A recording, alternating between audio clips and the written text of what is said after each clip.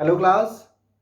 Last lecture में हम लोगों ने डिस्कस किया था मोल कॉन्सेप्ट के बारे में। कुछ डिटेल मैं वहाँ पे करवा रहा था कि मोल कॉन्सेप्ट को कैसे समझें और उसके न्यूमेरिकल्स को कैसे लगाएं। आज मैं आपको समझाऊंगा कि उसके न्यूमेरिकल को कैसे लगाएं। पूरे लेक्चर के दौरान हम लोग बस ये डिस्कस करेंगे कि न्यूमेरिकल कैसे अटेम्प्ट करें मोल कॉन्सेप्ट पे बेस्ड, जिसके फार्मूलेज या जो कॉन्सेप्ट थे लास्ट वाले लेक्चर में एक्सप्लेन किए गए थे। मैं कुछ न्यूमेरिकल्स जो है अटेम्प्ट करूंगा आज और आपको दिखाऊंगा भी, और कुछ न्यूमेरिकल आपको दूंगा एज अ होमवर्क। आप अपने घर पे ट्राई करिए और सॉल्व करने की कोशिश करिए कि मोल कॉन्सेप्ट के न्यूमेरिकल कैसे लगाए जाते हैं। ठीक है, ये पूरी तरीके से 11th बेस्ड वैसे तो फिजिकल केमिस्ट्री है, लेकिन ये जो न्यूमेरिकल्स होते हैं ये न्यूमेरिकल क्लास 12 के लेवल पे सॉल्यूशन जैसे चैप्टर्स के लिए भी इंपॉर्टेंट होते हैं।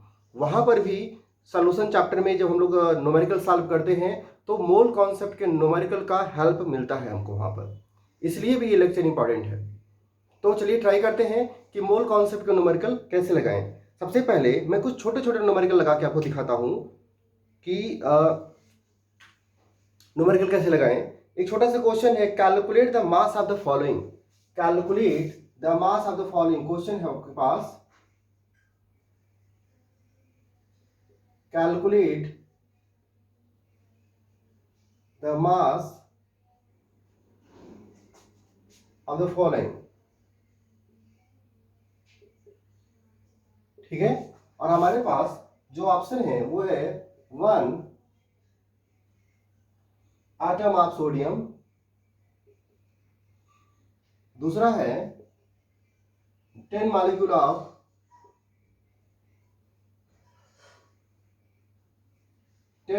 ऑफ आर्गन,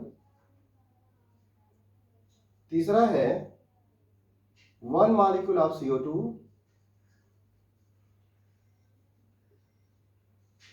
चौथा है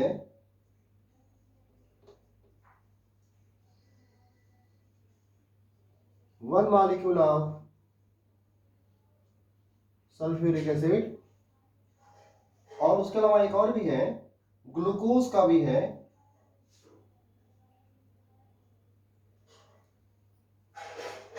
1 मॉलिक्यूल ऑफ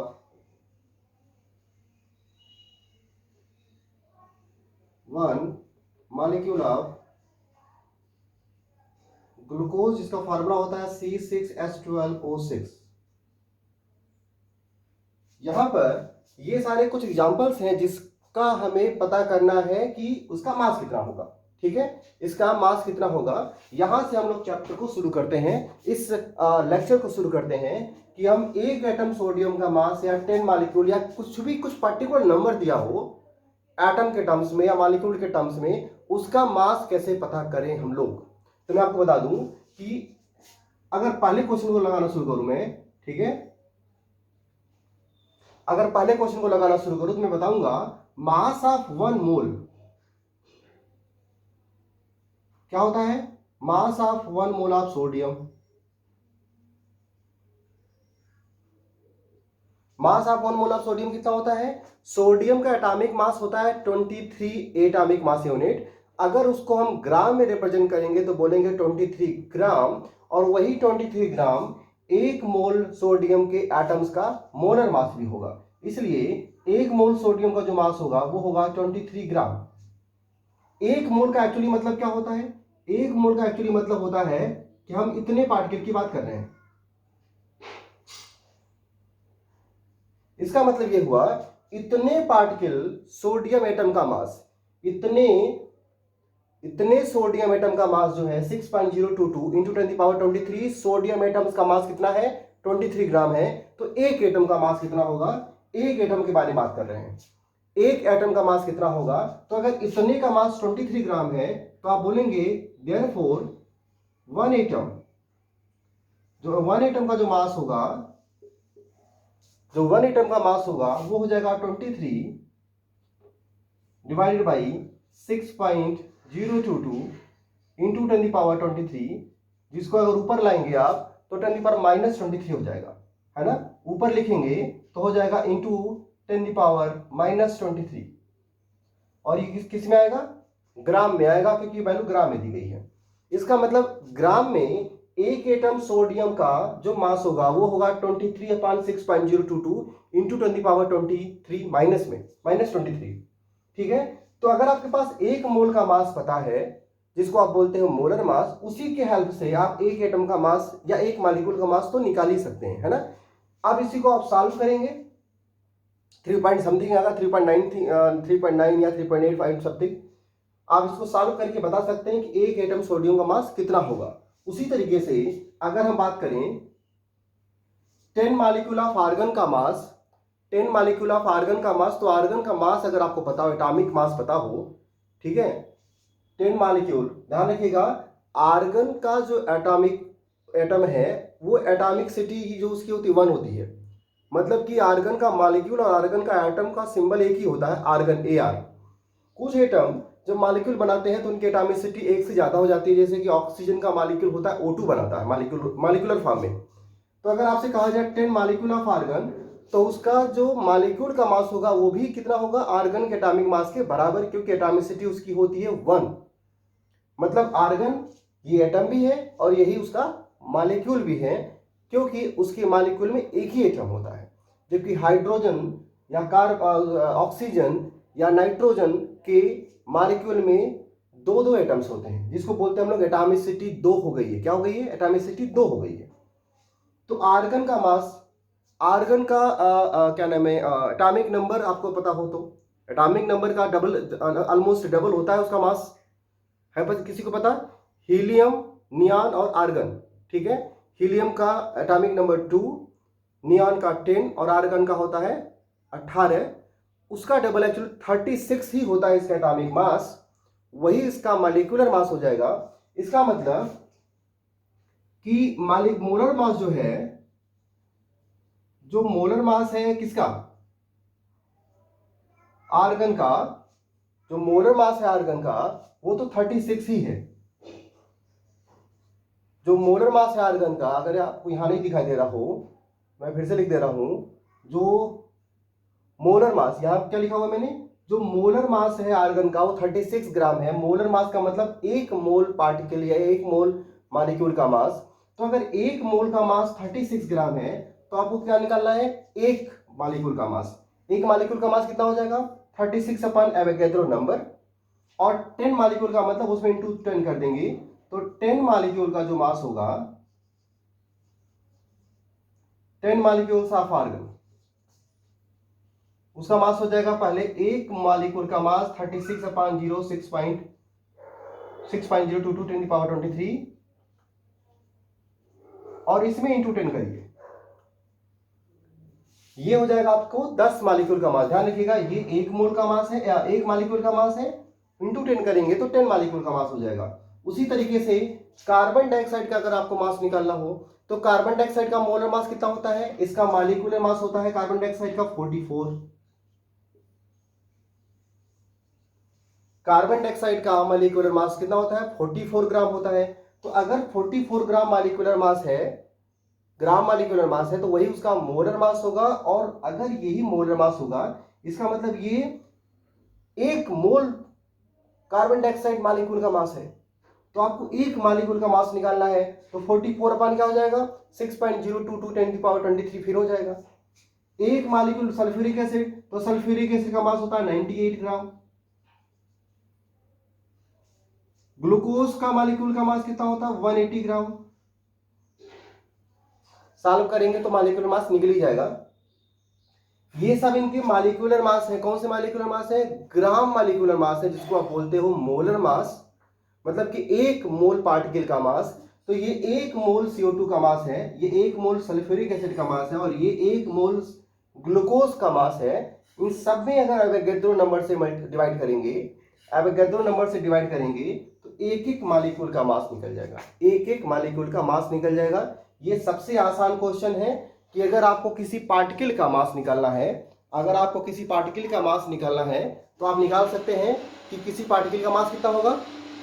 हमेशा ही नंबर ऑफ पार्टिकल से डिवाइड किया जाता है, मतलब कि आप मोलर मास को अगर एवोगैड्रो नंबर से डिवाइड करेंगे, अगर आप मोलर मास को एवोगैड्रो नंबर से डिवाइड करेंगे तो आपको एक पार्टिकल का मास निकल जाएगा। अब वो एक पार्टिकल एटम हो सकता है या मालिक्यूल्स हो सकते हैं, और उसमें आप डिजायर्ड नंबर से मल्टीप्लाई करके भी 10 मालिक्यूल, 20, 50, 100 मालिक्यूल का मास भी निकाल सकते हैं, जैसा क्वेश्चन आपसे पूछा जाए। ठीक है, उसके बाद हम कुछ और क्वेश्चन करेंगे। नेक्स्ट जो क्वेश्चन है एक हमारे पास, वो है calculate the number of moles and number of calculate the number of moles and number of, solve कर दे रहा हूं मैं इसको, सुन लीजिए। Calculate the number of moles and number of molecules in 4.4 gram of CO2. Also find its volume at STP. मैं आपको बता दूं, एक क्वेश्चन हमारे पास है जिसमें कार्बन डाइऑक्साइड की बात हो रही है। 4.4 ग्राम 4.4 ग्राम कार्बन डाइऑक्साइड की बात हो रही है। ठीक है, हमें पता करना है कि इसमें कितने नंबर ऑफ मोल्स होंगे, कितने नंबर ऑफ मॉलिक्यूल्स होंगे, और वॉल्यूम क्या होगा।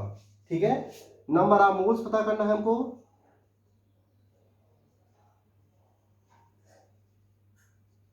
Number of moles, number of molecules पता करना है,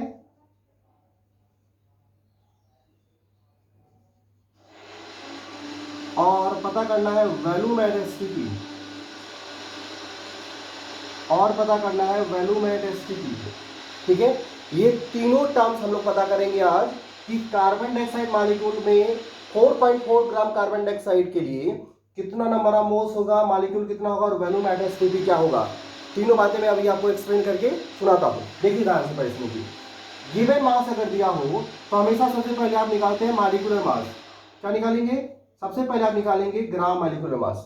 सबसे पहले आप ग्राम मॉलिक्यूलर मास निकालेंगे। जो ग्राम मॉलिक्यूलर मास होगा CO2 का, जो ग्राम मॉलिक्यूलर मास होगा CO2 का, वो होता है एक्चुअली 44 ग्राम। कार्बन का 12 होता है, ऑक्सीजन का 32 हो जाएगा, 2 ऑक्सीजन है तो ये 44 आ जाएगा। ग्राम मॉलिक्यूलर मास को हम लोग एक्चुअली क्या बोलते हैं? मोलर मास बोलते हैं। ग्राम मॉलिक्यूलर मास को ही मोलर मास बोला जाता है। तो हमेशा ही जब भी मोल निकालना हो तो आप कहते हैं गिवन मास, जो कि वैल्यू दी गई है 4.4। गिवन मास कितना है? 4.4 अपान मोलर मास जिसकी वैल्यू क्या है? 44 है। डिवाइड करेंगे तो यह आ जाएगा 1/10, 1/10 मोल। इसका मतलब 4.4 ग्राम CO2 में 1/10 मोल CO2 का प्रेजेंट होगा। एक मोल की जो वैल्यू होती है, एक मोल की जो वैल्यू होती है वो होती है एवोगैड्रो नंबर 6.022 10 पावर 23। तो 1/10 मोल का क्या हो जाएगा? तो नंबर ऑफ मॉलिक्यूल जब निकालना होगा, जब आपको निकालना हो नंबर ऑफ मॉलिक्यूल्स, तो आप हमेशा ही क्या करते हैं? आप मोल में एवोगैड्रो नंबर से मल्टीप्लाई कर देते हैं, जो कि वैल्यू ये है। इससे आपको नंबर ऑफ मॉलिक्यूल्स पता चल जाएगा। किसका number of molecule? 4.4 gram of carbon dioxide का मॉलिक्यूल। जबकि एक मोल किसी गैस का जो वॉल्यूम होता है वो होता है एक्चुअली 22.4 लीटर एट एसटीपी। मैंने एक्सप्लेन किया था लास्ट लेक्चर में कि एक मोल जो किसी भी गैस का वॉल्यूम होता है वो होता है एसटीपी पे 22.4 लीटर। ये जो 22.4 लीटर वॉल्यूम है वो किसका है? एक मोल CO2 का है। और आपके पास कितना मोल है? 1/10 मोल। 4.4 ग्राम CO2 का वॉल्यूम कितना होगा एट एसटीपी? तो 4.4 CO2 जो ग्राम है उसका जो मोल है 1/10 है, तो वॉल्यूम क्या हो जाएगा? वॉल्यूम ऑफ 4.4 ग्राम CO2, इसका वॉल्यूम कितना हो जाएगा? इसका वॉल्यूम हो जाएगा 22.4 अपान 10, और जिसकी वैल्यू हो जाएगी 2.24 लीटर। ठीक है, 2.24 लीटर। एक मोल की वैल्यू ये है, तो 1/10 की वैल्यू क्या होगी? आप 22.4 से इंटू 1/10 करेंगे तो 10 डिवाइड करेगा तो 2.24 लीटर हो जाएगा। तो इस तरीके से इस क्वेश्चन से आप number of moles, number of molecules और वॉल्यूम एट एसटीपी भी पता कर पा रहे हैं। इसके अलावा एक क्वेश्चन है मेरे पास, calculate the number of atoms in each of the following. Number of atoms in each of the following. हमारे पास कुछ क्वेश्चन है, ठीक है, थोड़ा देखिए क्वेश्चन को। कह रहे हैं नंबर ऑफ एटम्स बताइए। क्या बताना है? Number of atoms.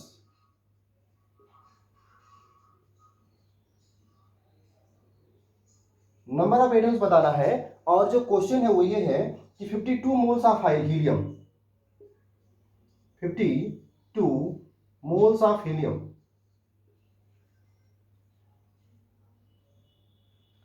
तो एक मोल में एवोगैड्रो नंबर के बराबर पार्टिकल्स होते हैं। तो 52 मोल्स में क्या होंगे, तो नंबर ऑफ एटम्स हो जाएंगे, नंबर ऑफ एटम्स हो जाएंगे 6.022 इंटू 10⁻23 इंटू 52।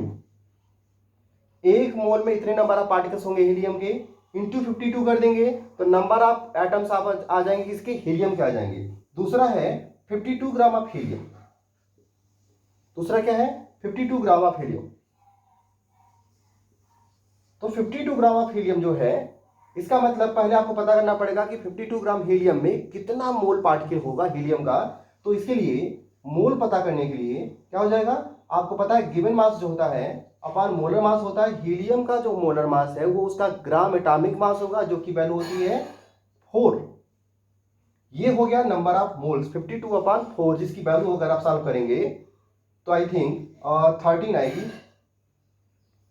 13 आएगी, आनी चाहिए। ठीक है, तो 13 क्या आ गया, 13 मोल। इसका मतलब ये हुआ 52 ग्राम ऑफ हीलियम में 13 मोल ऑफ हीलियम प्रेजेंट है। तो नंबर ऑफ पार्टिकल क्या हो जाएगा, नंबर ऑफ पार्टिकल हो जाएगा कि आप एवोगैड्रो नंबर से आप मल्टीप्लाई कर देंगे 13 की,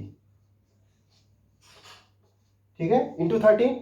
इतने नंबर ऑफ एटम्स होंगे हीलियम के 52 ग्राम में, इतने नंबर ऑफ एटम्स होंगे हीलियम के 52 ग्राम में, इतने नंबर ऑफ एटम्स होंगे हीलियम के 52 मोल में। और तीसरा जो कंडीशन है वो कहा गया है कि 52 एमयू में कितना होगा। 52 एमयू जो मास है, जो हीलियम का मास है वो एटॉमिक मास यूनिट में ही दिया हुआ है। एक्चुअली वन एटम का मास ऑफ वन एटम, ध्यान रखिएगा, एक मोल नहीं बोल रहा हूं, mass of one atom of helium जो होता है वो एक्चुअली होता है 4 एमयू। एक एटम का जो मास होता है हीलियम का वो होता है 4 एमयू। यहां पे 52 एमयू है, इसलिए आप कहेंगे कि इन 52 एमयू नंबर ऑफ पार्टिकल कितने हो जाएंगे, 52/4 इक्वल टू 13 एटम्स। ठीक है, तो आप इस तरीके से नंबर ऑफ पार्टिकल्स निकाल सकते हैं हीलियम का। नंबर ऑफ पार्टिकल्स मतलब number of atoms in 52 MU कितना होगा, सिर्फ 13 एटम्स होगा। 52 ग्राम में कितना होगा, इसको इंटू करेंगे तो आएगा number of particles, number of atoms, इसको इंटू करेंगे तो नंबर ऑफ एटम्स आएगा। तो आप देख रहे हैं जैसे जैसे वैल्यू बढ़ती है, मोल होता है, तो मोल का मतलब एवोगैड्रो नंबर से आप मल्टीप्लाई करके उसको सॉल्व आउट करते हैं। ये छोटे छोटे कुछ बेसिक क्वेश्चन है जिसको आप पहले आप समझते हैं, तब आपका रेप्लिकेशन बढ़ेगा, आप अच्छे और अच्छे न्यूमेरिकल लगा पाएंगे। ठीक है, अब एक क्वेश्चन मैं पढ़ रहा हूं, वो क्वेश्चन है KBr potassium bromide contains 32.9% by weight of potassium if 6.4 gram of bromine react with 3.6 gram of potassium, calculate the number of moles of potassium which combine with a bromine to form KBr। ठीक है, एक tip जो पीछे हमने laws of chemical conservation chemical reaction पढ़े हुए हैं, उसका हेल्प लेकर के मोल कॉन्सेप्ट को सॉल्व किया गया है, उसका हेल्प लेकर के मोल कॉन्सेप्ट को सॉल्व किया गया है। तो वहां से हम लोग शुरू करेंगे और फिर धीरे धीरे करके इस क्वेश्चन को हम लोग अटेम्प्ट करते हैं कि यहां से हम लोग कैसे समझें कि क्या सब। ठीक है, तो सबसे पहले आपको मैं थोड़ा कुछ गिवन चीज दिखाता हूं, फिर सॉल्व करके इसको दिखाता हूं। क्वेश्चन में भी दोबारा पढ़ देता हूं।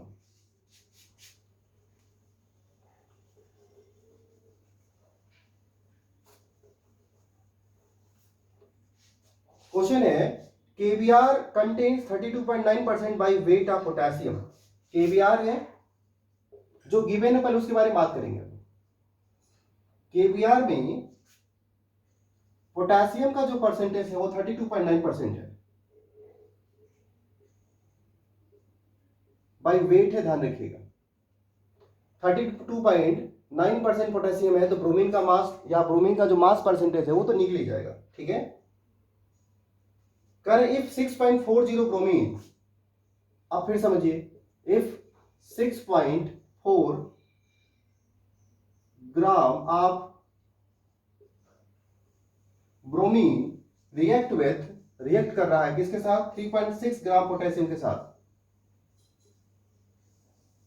3.6 ग्राम पोटेशियम के साथ। ठीक है, calculate the number of moles of potassium, number of moles of potassium,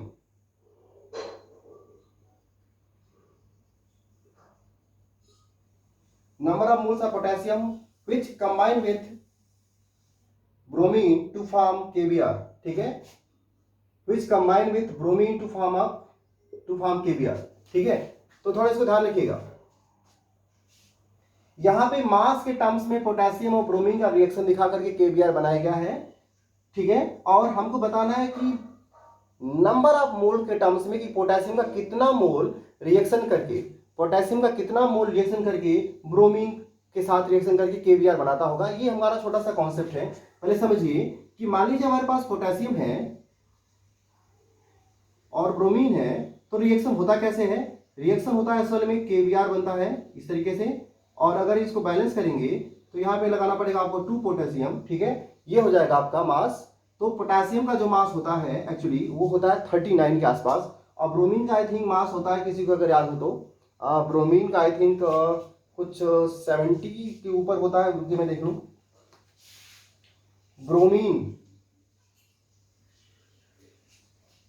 67 होता है। ठीक है, तो ब्रोमीन का मास, एटॉमिक मास होता है 67, और जो पोटेशियम है उसका जो मास है वो होता है 39 होता है। ठीक है, 39। तो हम सबसे पहले पता करेंगे कि 32.9% पोटेशियम तो दिया ही हुआ है। ठीक है, 32.9%, और उससे आप ये पता कर सकते हैं कि उसका मास कितना है, क्या नाम है, पोटेशियम ब्रोमीन का मास कितना है। ठीक है, तो ब्रोमीन और पोटेशियम दोनों के आसपास थोड़ा सा आपको पहले तो एटॉमिक मास क्लियर होने चाहिए, जिससे आप इसको सॉल्व कर पाए। उसके बाद थोड़ा यूज करेंगे नंबर ऑफ मोल्स का। वैसे तो इस बुक में जो मैं यूज कर रहा हूं इसमें सीधे सॉल्व करके निकाल लिया है कि कितना पार्टिकल होगा, कितना मास होगा, है ना। अब यहां से भी ये दिखाया गया है कि 32.9% KBr में पोटेशियम है, ब्रोमीन का मास हो जाएगा आई थिंक 67.1% आ रहा है, 67.1% बाई वेट ब्रोमीन है। तो इसका मतलब ये हुआ the amount of potassium that react with 6.4 gram of bromine, ठीक है, वो कितना हो जाएगा 32.9 अपॉन 67.1 इंटू 6.4, सीधे सीधे सॉल्व करके निकाला है 3.14 ग्राम। 3.14 ग्राम ऑफ पोटेशियम जो है वो रिएक्ट कर रहा होगा एक्चुअली। बाकी लेफ्ट बिहाइंड है, उसके बारे में बात नहीं करेंगे। ठीक है, और उसके बाद हम ब्रोमीन का निकाल लेंगे। दोनों को निकालने के बाद इसको सॉल्व करेंगे। ठीक है, दोनों को निकालने के बाद इसको सॉल्व करेंगे। तो इसको सॉल्व करते हैं। ठीक है, और मैं आपको दिखा दूं कि यहां पर जो मैं रिएक्शन लिया हूं, रिएक्शन, इसमें आप चाहें तो इसको थोड़ा सा ऐसे भी आप इसको बैलेंस कर सकते हैं, आप 1/2 लिख सकते हैं।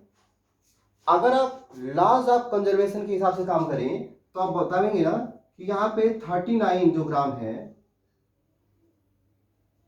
पोटेशियम का जो मास होता है 39 ग्राम जो है वो 67 ग्राम के साथ रिएक्शन करता है और बनाता है पोटेशियम ब्रोमाइड, KBr बनाता है। 39 ग्राम के साथ 67 ग्राम की रिक्वायरमेंट पड़ती है। तो 1 ग्राम के साथ कितनी की रिक्वायरमेंट पड़ेगी? अगर 1 ग्राम ब्रोमीन हो, सिर्फ कितना हो, 1 ग्राम ब्रोमीन हो, तो पोटेशियम की रिक्वायरमेंट कितनी पड़ेगी 39 अपॉन 67। मतलब कि KBr बनाने के लिए 1 ग्राम ब्रोमीन के साथ 39 अपॉन 67 ग्राम आप जो है वो पोटेशियम की आवश्यकता पड़ेगी। और अगर मान लीजिए ब्रोमीन की जो का अमाउंट है वो 6.4 ग्राम होता, अगर 6.4 ग्राम होगा तो पोटेशियम की रिक्वायरमेंट कितनी पड़ेगी? वो पड़ेगी 39 अपॉन 67 इंटू 3.6, 39 अपॉन 67 इंटू 6.4 यहां देखिएगा ध्यान से। 1 ग्राम ब्रोमीन के साथ जो पोटेशियम की रिक्वायरमेंट है वो 39 अपॉन 67 ग्राम, तो 6.4 ग्राम ब्रोमीन के साथ जो रिक्वायरमेंट होगी पोटेशियम की होगी 39 अपॉन 67 इंटू 6.4 ग्राम। ये अमाउंट ऑफ पोटेशियम है जिसकी रिक्वायरमेंट पड़ेगी। इसी गिवन मास को, जिसकी रिक्वायरमेंट पड़ेगी केबीआर बनाने के लिए, इसी गिवन मास को आपको कन्वर्ट करना है number of moles of potassium में। और उसके लिए क्या करना होता है, नंबर ऑफ मोल्स कैसे निकालते हैं, नंबर ऑफ मोल्स निकालने के लिए सिंपल सा एक फंडा होता है कि आप गिवन मास को, गिवन मास यही आएगा, इस गिवन मास को, इसकी वैल्यू है 39 इंटू 6.4 अपॉन 67, इसको मोलर मास से डिवाइड करते हैं जिसकी वैल्यू है 39। 39 से 39 कैंसिल हो जाएगा, तो नंबर ऑफ मोल्स जो होगा वो 6.4 अपॉन 67 आएगा। Number of moles of potassium that should be required to combine with 6.4 gram of bromine to form KBr with this molecular weight percentage, the value is 6.4 upon 67। ये आपकी value हो जाएगी, जिसको solve करके आप निकाल लेंगे, जिसको सॉल्व करके आप निकाल लेंगे। ये एक क्वेश्चन हुआ जिसमें हम लोगों ने एक्चुअल में स्टोइकोमेट्रिक जो रिलेशन है उसका यूज किया। इस पे मैं बेस्ड अलग से एक लेक्चर भी बनाऊंगा कि रिएक्शन बेस्ड न्यूमेरिकल कैसे लगाते हैं। अगर आपके पास रिएक्शन हो तो मोल कॉन्सेप्ट का यूज कैसे करेंगे, मैं अगले किसी लेक्चर में इसके बारे में डिटेल में फिर से बताऊंगा कि स्टोइकोमेट्रिक न्यूमेरिकल्स कैसे लगाते हैं। अभी फिलहाल आप यहाँ पर जो है सिंपल जो लॉ मास ऑफ कंजर्वेशन है और मोल कॉन्सेप्ट का जो लॉ है उसका यूज करके आप इसको लगा सकते हैं। इसके अलावा कुछ क्वेश्चन और भी है मेरे पास, एक क्वेश्चन डिस्कस और करूंगा। Calculate the total number of oxygen atom present in 0.5 moles of sulphuric acid. ठीक है, total number of oxygen atoms present in 0.5 mole of sulphuric acid. तो पहले आप देख लीजिए सल्फ्यूरिक एसिड कौन है। सल्फ्यूरिक एसिड है का मतलब क्या होता है, सल्फ्यूरिक एसिड का मतलब होता है, अगर आप एक मॉलिक्यूल सल्फ्यूरिक एसिड का देखेंगे तो इसमें ऑक्सीजन के 4 एटम्स हैं। सल्फ्यूरिक एसिड में के एक मॉलिक्यूल में ऑक्सीजन के 4 एटम्स हैं। ठीक है, तो एक मोल में कितना होगा, 4 मोल एटम्स होंगे। ठीक है, इसका मतलब सल्फ्यूरिक एसिड के एक मोल सल्फ्यूरिक एसिड में ऑक्सीजन के 4 मोल एटम्स होंगे। तो क्वेश्चन है कि 0.5 मोल में कितने होंगे। 0.5 मोल का मतलब कि आपके पास सल्फ्यूरिक एसिड का कितना अमाउंट है, सिर्फ 0.5 मोल है, तो नंबर ऑफ एटम्स जो होंगे उसका क्या हो जाएगा, आधा हो जाएगा। 4 मोल था तो कितना हो जाएगा, 2 मोल। इसका मतलब ऑक्सीजन एटम्स होंगे 2 मोल। 0.5 सल्फ्यूरिक एसिड के मोल में 2 मोल ऑक्सीजन के एटम्स प्रेजेंट होंगे। इसको आप आसानी सॉल्व करके निकाल सकते थे। ठीक है, इसको आप आसानी सॉल्व करके निकाल सकते हैं, ये बहुत बड़ा मैटर नहीं बनेगा। ठीक है, और 2 मोल की वैल्यू आप थोड़ा सॉल्व करिएगा तो कुछ ना कुछ वैल्यू आएगी। ठीक है, वैल्यू तो वैसे सॉल्व की गई, आप वैल्यू सॉल्व कर लीजिएगा। इसके अलावा बहुत सारे क्वेश्चन और भी हैं, मैं चाह रहा था कुछ क्वेश्चन आप नोट कर लीजिए। क्वेश्चन है, what volume at STP is occupied by 3.5 gram of nitrogen, 6.022 into 10⁻21 molecules of ammonia, 0.35 moles of oxygen, 39.9 gram of argon. ये क्वेश्चन नोट करिए, इसको आप सॉल्व करके दिखाइएगा मुझको। ठीक है, बताइएगा। उसके अलावा